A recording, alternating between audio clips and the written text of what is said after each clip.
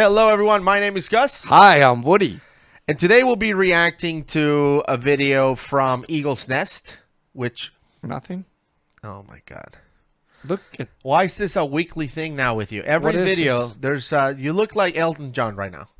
Oh, by the way, take that. Thank you. You know how huge of a fan I've been since a little kid? Like that God. Is a... But what do you think it is? Look at this It's thing. a jellyfish. Right. A Rastafarian. You look like a Rastafarian. Jellyfish. Sure. Let's go with that. Are jellies a cephalopods? Probably not, but I feel like I relate to them. Anyway, thank you for the compliment. I think you gave me one. Sure. Let's go with that. So anyway, this is a pretty sad story. Okay. I remember this story. I haven't watched this video. This is another video for Mr. Ballin. Great storyteller, and you know, this story I remember from years ago because it's from Eagle's Nest, which is the Mount Everest of cave diving. We've featured Eagle's Nest in this channel before, or on this channel before, and this is a really tragic story. And let's see what John has to say about this one. Okay.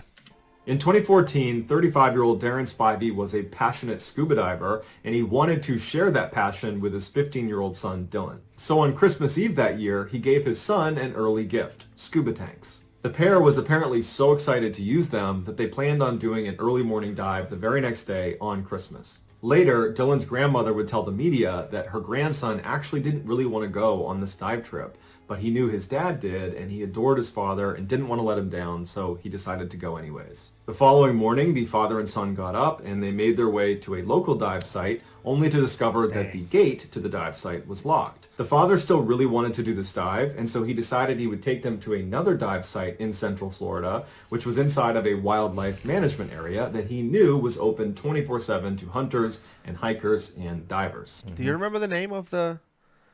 Chickapaka Park? It's Chickapaka Wikialaka? It's something like that. I look at the sign and I don't know how to say it. Like I'm reading it, I'm like, I don't know. I have no idea. Look, and out of respect, it's an Indian name. Many of these areas were, you know, native Indian areas, so all through Florida. Absolutely. It's like that. So the pair drove over to the entrance of this park, and sure enough, it was open. And so they went through and began driving down these windy back roads until they finally reached this dirt lot that was right next to a pond. They got out of the car, they put on their wetsuits and their scuba gear, and began waddling their way over to this wooden walkway that starts in the parking lot and goes all the way up and out onto the pond like a dock. And as they walked down this wooden walkway, they would have passed a number of signs telling them, do not dive in this pond unless you're an expert diver. That is real. Because this is not just some pond. That's clear. This pond was the entrance to the infamous and deadly Eagle's Nest, which in the cave diving community is known as the Mount Everest of cave diving. Yes. At the bottom of this little placid-seeming pond is a narrow hole that is a tunnel that goes straight down, and that is the single way in or out of this massive underwater cave system. I think there is another chamber, by the way, is what I was told recently. I think there is a second chamber. I told you this. So there's somebody who found another entrance to Eagle's Nest, and I'm not gonna spoil it because they're still exploring and you know they're still trying to figure this out. Okay. But I don't want to go on that entrance. Yeah, I mean I don't have an opinion on it. I'm going in the main way for sure. Well, I'll just tell you the entrance is called Buried Alive. That's the name of the entrance. So doesn't sound. So basically, it's a tiny hole, from what I understand. It's a tiny hole covered in sand that the flow of Eagle's Nest is keeping the sand out. But as soon as you go in and you stop the flow from coming through, because you're trying to go into the spring, there's nothing to hold the sand away from the hole, so it all rushes you and buries you alive. Let's stick Hence the name. Yeah, the main entrance sounds better. Yeah. Over to this hole and grab the guideline that goes down into this cave, and they'll follow it and they'll swim straight down until the light above them fades, and all they can see below them is just black nothingness. And once they get through end of this tunnel, it opens up into this massive chasm that's called the Ballroom. And as soon as you get into the Ballroom, if you stop and shine your light in any direction, you will not see a wall. May be no matter how powerful your flashlight is, you can't see a wall. It's so big. Yep. That is true. Eagle's Nest, it's breathtaking when you make it to, you know, the Ballroom. Because the Ballroom, you can fit like 8 747s in there. It's like a humongous room. And John is right. You can shine your light anywhere you want, and you can see the walls. It's so big. It's awesome. Divers that have been down there have said it feels like you're in outer space. It's this also guideline deep. goes straight down to the bottom of the ballroom at about 130 feet, at which point you see a sign that has a Grim Reaper on it that says, "Stop, prevent your own death, do not go any farther. There's nothing in this cave that is worth dying for." Basically, this is your last chance to turn around and get to the surface relatively easily. That's right. Because from this sign, the cave splits off in two different directions, where the tunnel gets narrower and it kind of spiders around, and in certain points it goes all the way down to 300 feet. So And beyond this sign, it is extremely dangerous unless you know what you're doing. Beyond the sign is the no light zone. That's right. specifically why they have the sign there. It's not that only because it splits off. It's there's no light. Now you really are in a cave. By the way, before you keep going, Doug told me when we went to Eagle's Nest, he's like, "You're not going to believe it, but when the sign is where there's still light, the light is like a stretch to call it a light. Because you're coming in through this tunnel that you can't fit two people side by side. It's just one at a time. It's like a chimney, right? So you're going down like a chimney. And then it blows up into this massive room. But when you are at the bottom, like I think that starts at like 80 feet or something. Yeah, and the sign is down at like 130. So it's that's how big this thing is. And when you get to the sign, especially if you swim away from the sign a little bit towards one of these two tunnels, you look back at the hole where you came through, and it looks like a dot. Like a dot in the ceiling. Yeah. And even then, it's still extremely dangerous. There's also a current that runs through Eagle's Nest, so if you were to lose the guideline, especially in the ballroom, you could be blown away and then have a really hard time finding it again because it's pitch black down there, and it's like finding a needle in a haystack. And if you're not holding on to the guideline, it's nearly impossible to find the one way out. So you understand how intimidating and dark and dangerous this place is. Yeah. Here's a video of a diver going through that tunnel into the ballroom. Oh, cool. Robert Rothwell. Oh, this place is awesome. DPVs.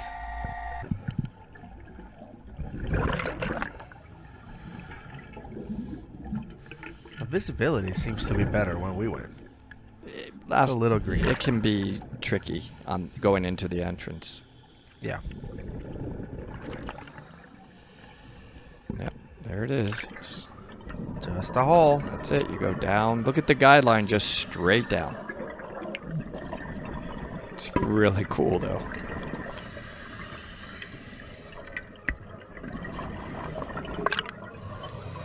Open circuit.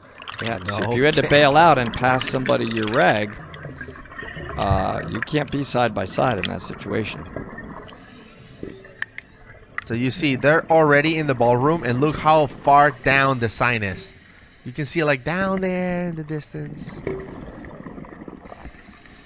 And you shine your light. There's a warning sign or a stop sign warning divers that aren't trained for this type of diving, cave trained or trimix trained, to not go any further, to help, I like Becky. help She's save awesome. lives.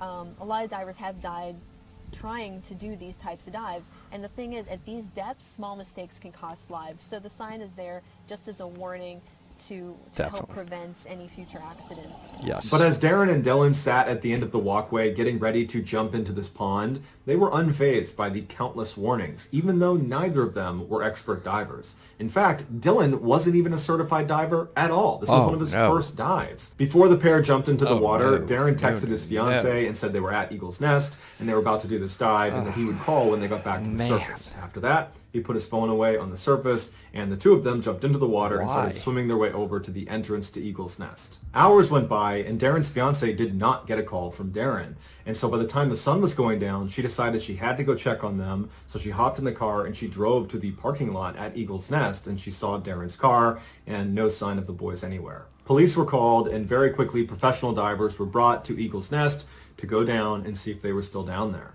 The divers got in the water, they made their way over to the narrow entrance, they went down the tunnel, they entered into the ballroom, and they stopped, holding onto the guideline. They pulled out their flashlights and began scanning around the ceiling immediately inside of the ballroom, because they had done this before, and it was not uncommon to have fatalities inside of caves be near the entrance. And as they're scanning around, they stop when they see Dillon's lifeless body trapped up against the ceiling about 6 feet away from the entrance. He had inflated his water wings, which are emergency flotation devices. His mouthpiece was out of his mouth, and it would turn out he had no more air left in his tanks. After the divers retrieved Dillon's body, they went back into Eagle's Nest, and they went all the way down following the guideline to the bottom of the ballroom, where they found Darrin. He was laying on a little sandy hill. His mouthpiece was out. He also had no air left in his tanks. And he was laying right next to the famous sign that has the Grim Reaper on it that says, "Stop, prevent your own death, don't go any farther." Both Darrin and Dillon's gauges showed they had gone down to 230 feet. For reference, between 0 and 130 feet is considered recreational diving.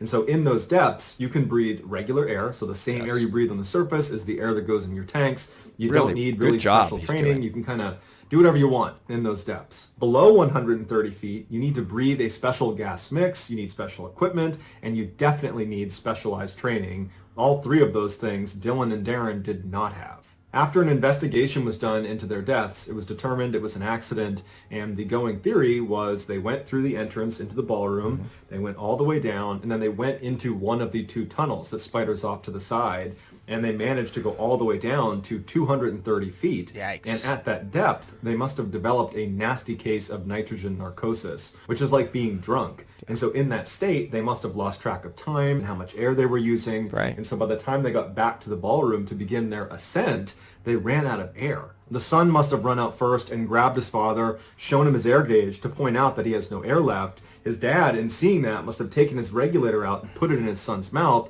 and they began buddy breathing as they ascended to the exit. Except the father's tanks also ran out of air very shortly after that, and the father passed out and sank to the bottom. The son managed to get a full breath of air and began trying to swim as fast as he could to the surface. He even inflated his water wings to make himself go faster. Except in his panic, he must have let go of the guideline and swam all the way up and then hit the ceiling and then been not able to find the way out and ultimately drowned. Today, despite all the warnings outside and inside of the cave itself telling inexperienced divers to not go any farther, inexperienced divers continue to go into Eagle's Nest, and inexperienced divers continue to die inside of Eagle's Nest. To date, 11 people have died inside of that cave. Well, I think he did an amazing job. I didn't stop it. I mean, that was really accurately said. Yeah. What can you say? I mean, he wasn't even certified to dive. Of course, you should never go in there unless you're cave certified, but this was a recipe for death. Yeah, not only that, but they tell you you have to be cave certified. You have to have at least 100 cave dives. Yes. You have to have at least full trimix training, which means certified to dive down to 330 feet or 100 meters, which Eagle's Nest is shallower than that a little bit, like 320 feet. So you have to have all this experience and training before you should attempt to dive at Eagle's Nest. Yes. And these guys went in with brand new equipment they got the day before, uncertified. On air. And they were narked, just like he said. He did. Yeah. He explained it perfectly. It's sad. Horrible tragedy. Really tough to watch with a father and son like that. So I think the last thing I want to mention is that, and we get these comments, and I'm sure we're going to get it in this video, and we are going to continue to get them in other videos, is why do we care if other people are stupid enough? Again, I'm just paraphrasing the comments that we get. This is how they normally go. Why do you care if people are stupid enough and die doing something like this? You know, some people are like, I'm all for idiots killing themselves because they don't listen to warnings. Like, they leave horrible comments like that, right? I think besides the fact that no one should die diving, right? I don't want anyone to die scuba diving, especially when it's so preventable by just learning how to do it safely and doing it safely. It also affects other divers as well, right? Even if you, again, moving aside the most important fact, which is I want no one to die or get hurt doing this.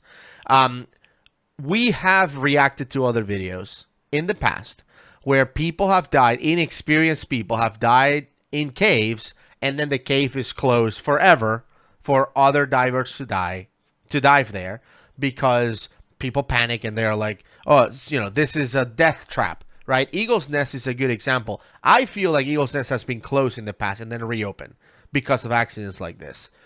Inexperienced people go in caves without training, they die, and then the caves are closed for actually people who went through all of the work to get certified and get the equipment and the training to be able to do it safely. I don't think that's fair either. The question is so bizarre. Why would we care if people go and do anything and die? Not only that, there's people leaving comments that I am pro Darwin. I want more people. That is like, I understand. That is basically equivalent to saying, why do you care if people go take an airplane, fly around, and crash the airplane? You can kill other people. You can cause whatever that activity is to be completely shut down for people that are doing it properly. And people are dying. Right. Forget everything else. Why do we care? Because we don't want people to die. Right. We don't want people to get hurt, especially with something that we love so dearly. Why would we ever want anybody to get hurt in something that we love and treasure so dearly? The question is so dumb that it's hard to respond to with any logic. Why do we care if people die? Can you imagine if I ever said that on a video, how many subscribers we would lose? I mean, it's called being a human being and caring about life. I don't understand that at all. And I've encouraged several of those people to never watch Dive Talk again. No, that's no reason to watch us. I mean, if you're pro people dying, then don't watch the channel. No, we're not. We're the opposite. Wrong place. Of that. So yeah, people continue to venture. Mr. Ballin is right. John is right. People continue to venture without training into these super dangerous caves, like the video I'm going to leave right here of someone venturing without training into Lower Orange Grove and almost dying, and he recorded the whole thing. Yep. I just want everybody, I'll depart by saying, these are meant to teach you. They're not meant to say that cave diving is a ludicrous, insane thing to do. It is meant, and I think we are stressing that it is a really amazing thing with proper training. So please take that to heart as we react to these. And thank you, everybody. Bye. See you on the next one.